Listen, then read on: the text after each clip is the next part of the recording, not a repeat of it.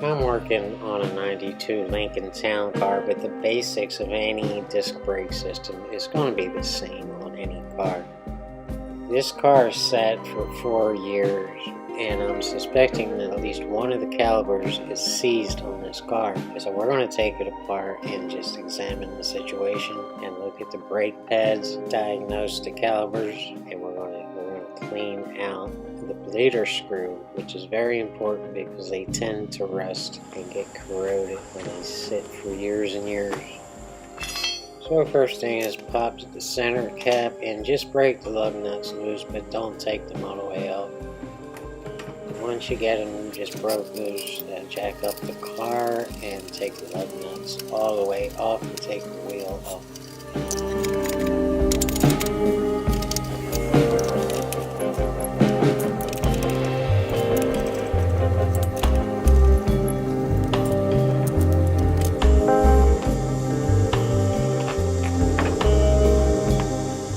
And now you're going to let the car down on a jack stand and make sure that jack stand is under a sturdy part of the frame.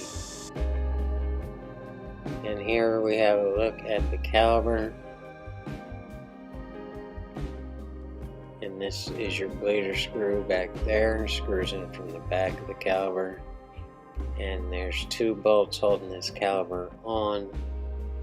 Also in the back. There's one at the top and there's another one at the bottom right there.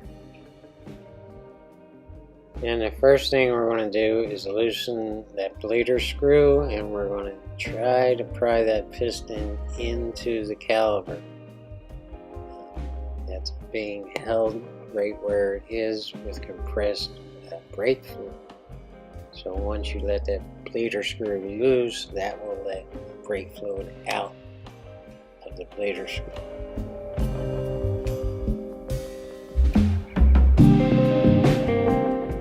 Now that the bleeder screw is loose, we're going to try to collapse that piston into the caliper. So you take a big flathead screwdriver and just pry that brake pad closed. Then that caliper is not seized up. If you see fluid coming out of that bleeder screw, and you know that your caliper is fine. So we're taking it and we're pushing the piston into the caliper as far as it can go, and this way we're creating more room to take this caliper off and more room for you to put new brakes on.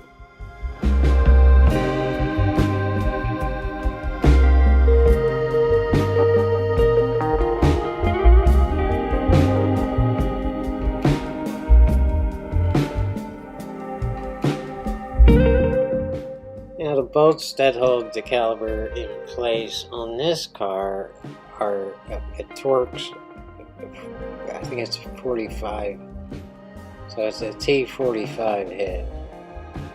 I don't know why they did this, but they did. And most cars are just a standard bolt or a metric bolt, so any wrench or socket will do, but this car calls for a Torx 45, believe it or not.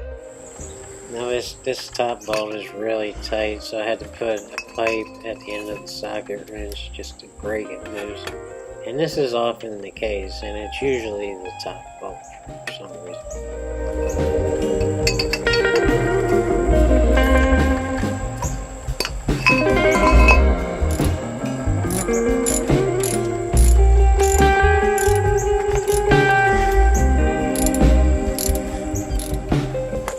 Once you get the bolts dislocated, just pull the top part of the caliper off first, and then the bottom will just pull right out of there, just like that. And now we're just taking a look at the brake shoes and how much meat they have on them. And believe it or not, these look fine. They're a little bit rusty, but that rust should work its way off as soon as we put some miles on the car. So I'm not going to change the brake pads. I am going to take them off, and I'm going to blow all the dirt out of the piston. And I'm also going to take that bleeder screw all the way out and see how corroded it is, and then I'm going to blow that out too. But so far this caliper is fine and the brake shoes are fine. I'm worried about that bleeder screw because sometimes, believe it or not, this could be the issue with the whole caliper season. These bleeder screws, they tend to rust after years of sitting, and they tend to build up corrosion and they get clogged up, so we're going to make sure everything's fine in there. Now again, I'm going to test this caliper, and we're loosening up the bleeder screw right here, and we're going to take a big pair of channel locks and we're going to squeeze this piston as far into the caliper as it can go. Put a piece of plastic or a piece of cardboard over the piston right there, like you see me doing, so you don't scratch that up. And grab a big pair of channel locks and just squeeze that. And again, if brake fluid comes streaming out of there, which it should, that means that piston is closing and there's nothing wrong with this caliper.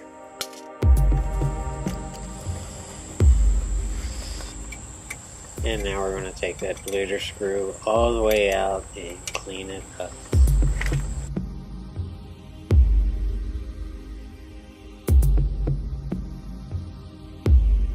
And as I suspected, it's pretty corroded.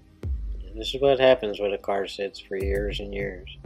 So we're going to take a wire brush to the end of that. That's where you see all that corrosion. And then we're just going to blow out the inside of the screw. And as you can see, I'm also going to take some sandpaper to the end of that because the wire brush didn't do the trick. So we don't sand into the metal, just get that corrosion off the end of it.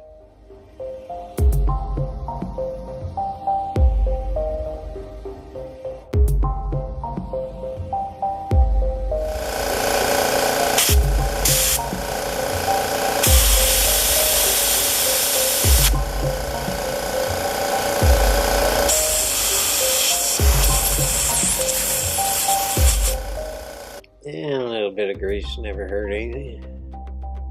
Now I'm also going to blow the bleeder screw hole out and everything else in and around the caliper.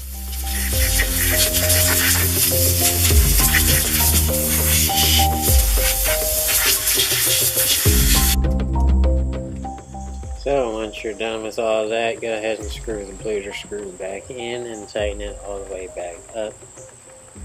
And then you're going to proceed to put the brake pads back onto the caliper and put it back onto the bracket that holds it in place.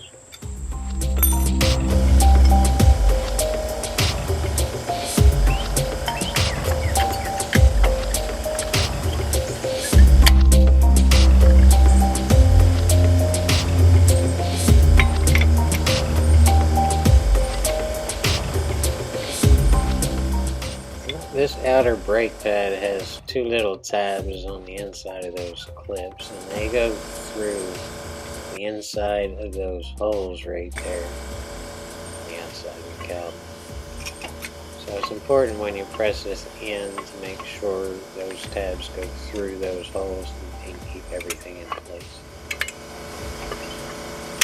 Now you're going to put the caliper in place on the bottom first. Just make sure the bottom is lined up and set first, and then push the top into place, and the holes should line up. If they don't, something is wrong.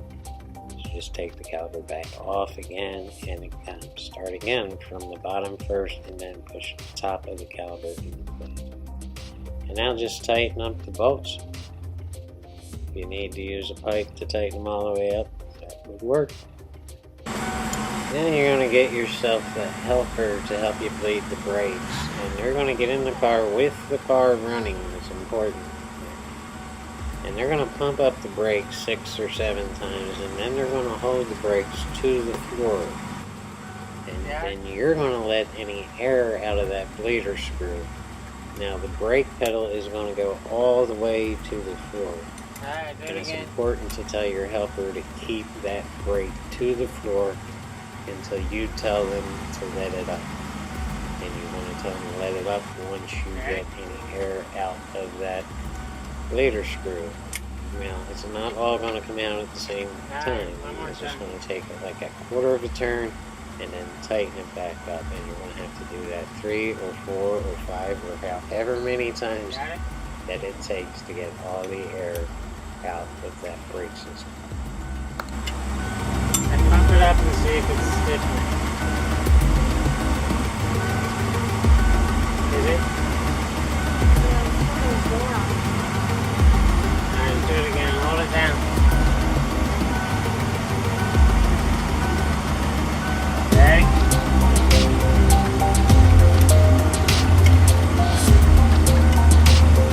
It should pump up now.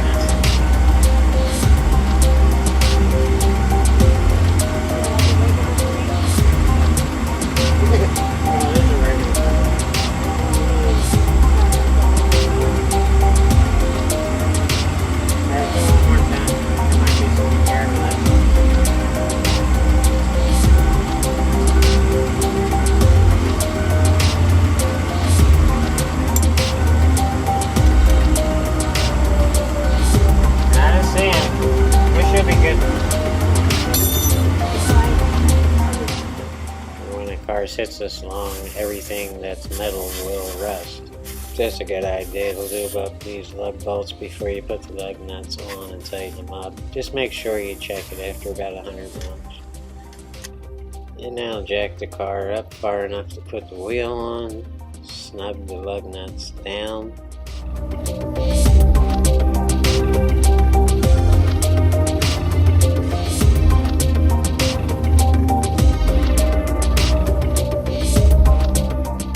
And then you're going to pull that jack stand out of there and let the car all the way down on the ground and tighten the lug nuts all the way down.